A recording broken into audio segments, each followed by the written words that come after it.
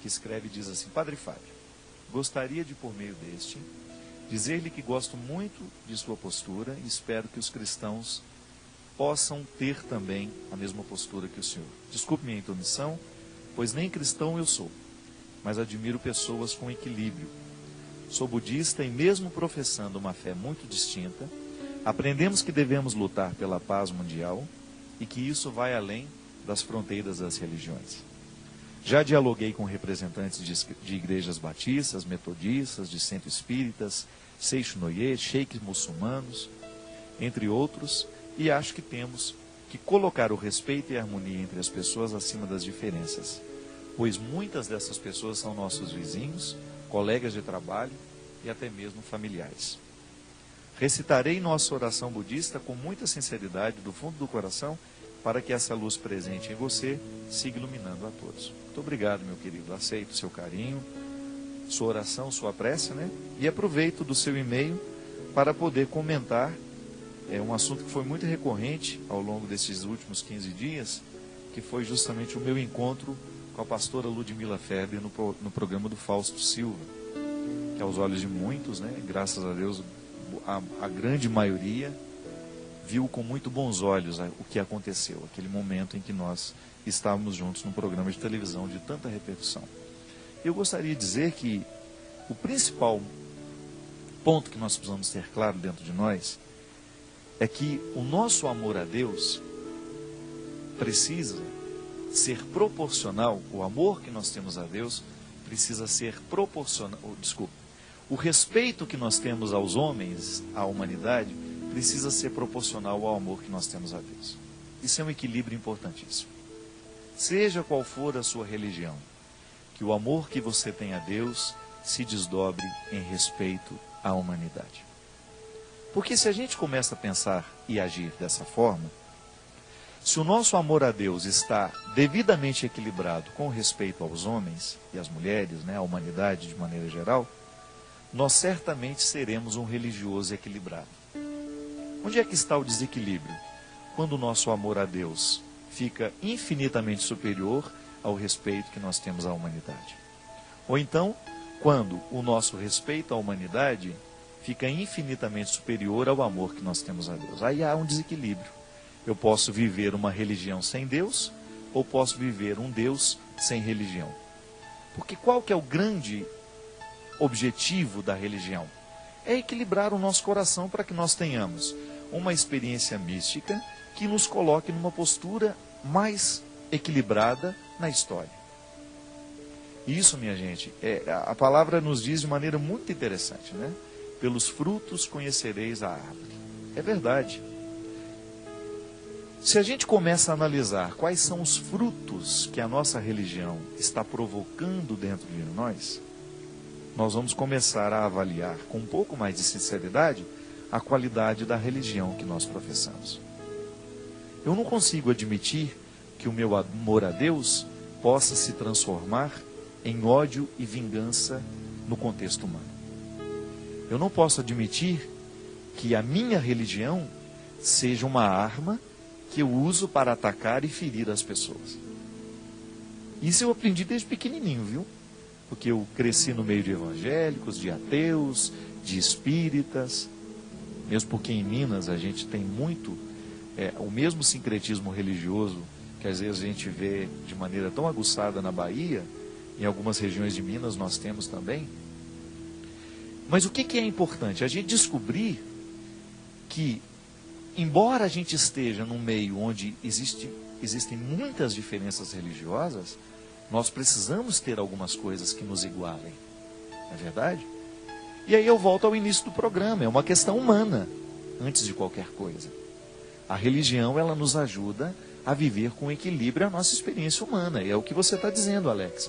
Você tem colegas de trabalho, você tem vizinhos que professam fé muito diferentes da sua.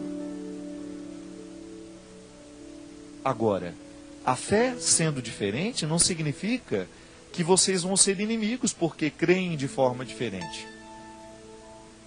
E nisso está uma maturidade muito interessante que nós precisamos chegar, nós precisamos admitir.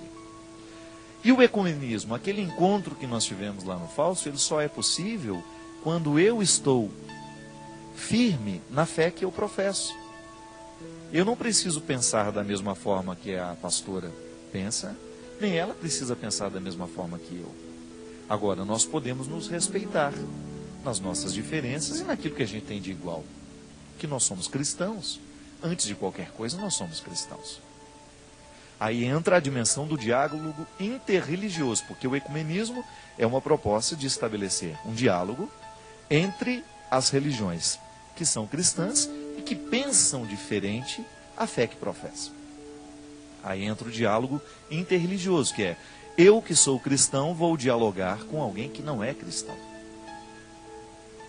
Veja bem, já temos uma outra dimensão. Já existe um outro passo sendo dado e que é importante para que a paz mundial seja estabelecida. Mas nós não podemos negar que nós vivemos nos dias de hoje conflitos, guerras que nós chamamos de santas, né? Porque e de santa não tem nada. Você já imaginou nós transformarmos os nossos motivos religiosos em razões e motivos para a gente pegar nas armas, para matar o outro, para agredi-lo, para caluniá-lo, para falar mal? Então, em nome de Deus, nós corremos o risco de santificar os nossos crimes. E definitivamente, isso não é positivo e isso não faz bem. A gente vai chegar àquela conclusão bonita da revelação que que a gente encontra no Novo Testamento, que João diz: se quisermos compreender quem é Deus, Deus é amor. E o que é o amor? Em tempos de tantas dificuldades de compreender o que é o verdadeiro significado do amor, é a tolerância, é o respeito, é a possibilidade de estar com o outro, de oferecer a ele a nossa melhor parte, ainda que a gente não comungue dos mesmos ideais, ainda que a gente não comungue das mesmas ideias, mas é a gente estabelecer com ele um diálogo respeitoso, amoroso, misericordioso, não é verdade? O conceito de amor e misericórdia são conceitos que andam juntos. E por isso que é tão importante a gente amadurecer o nosso coração, para que nós tenhamos firmeza na fé que nós professamos, mas ao mesmo tempo um equilíbrio para que, ao encontrar com o outro, eu não me confunda, eu não me misturo, eu não preciso esquecer a fé que eu professo para tratar de maneira respeitosa o que crê de maneira diferente, né? E aí a gente vê onde é que verdadeiramente Deus está acontecendo. Onde existe respeito, onde existe misericórdia, onde existe amor. E onde tudo isso está presente, ainda que nós não falemos da mesma forma, Deus está acontecendo e a salvação que Jesus nos traz está acontecendo ali. E mesmo porque a gente também precisa entender que muitas pessoas estão vivendo ainda o processo do Antigo Testamento. Todo mundo tem o seu processo de fé. Muitos cristãos, eu não tenho dúvida disso, às vezes eu reconheço isso em mim, eu ainda não consigo ser cristão. Por quê? Porque eu tenho aqui dentro de mim os meus antigos testamentos. Eu identifico muito isso no momento em que eu preciso analisar uma determinada situação. Muitas vezes eu não sou cristão nas minhas análises. Eu descubro que eu ainda estou sendo extremamente legalista. Eu ainda não assimilei muitos valores do cristianismo. Eu estou em processo de feitura. Eu tenho os meus antigos testamentos. Agora, isso é um processo que eu estou vivendo. Quanto mais eu permitir Deus acontecer na minha vida, maior será a minha capacidade de avançar, de equilibrar-me e de ser um homem verdadeiramente religioso.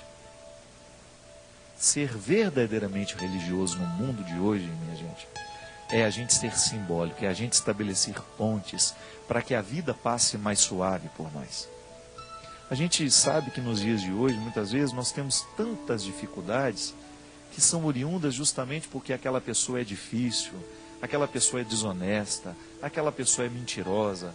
Às vezes nós encontramos pessoas tão docinhas, né, tão bonitinhas, mas na hora que vão agir, que você vai conhecer os bastidores daquela pessoa, ela trata todo mundo mal, ela é grosseira, ela é infiel, ela é injusta. Não, nós não podemos mais admitir isso.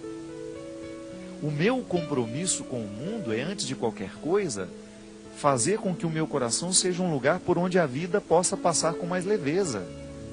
se eu vivo com mais leveza, se eu internalizo os valores que a minha religião está me propondo, eu automaticamente não, porque nada é automático na vida, né?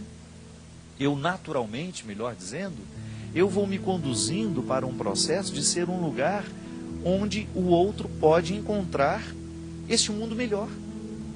Porque onde é que está este mundo melhor, que nós tanto queremos? Está em mim, está em você, está no outro, mas nós precisamos fazê-lo acontecer. E a partir do momento que com Jesus eu me comprometo, eu vou encontrar aquele que não crê em Jesus e recebê-lo com o mesmo amor.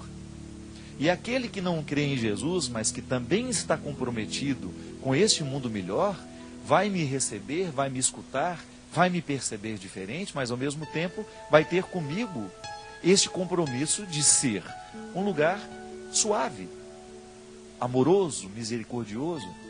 Porque é interessante isso. Mesmo que mude a profissão de fé, as religiões estão sempre comprometidas com o amor, com a paz, com o equilíbrio, com a justiça, com a verdade. E isso precisa nos unir, não é verdade? Então, ao invés de ir lá para a internet, meter o pau, falar mal dos que pensam diferente de mim, eu vou para ser um sinal de amor, um sinal de misericórdia, assumir uma postura de comprometimento.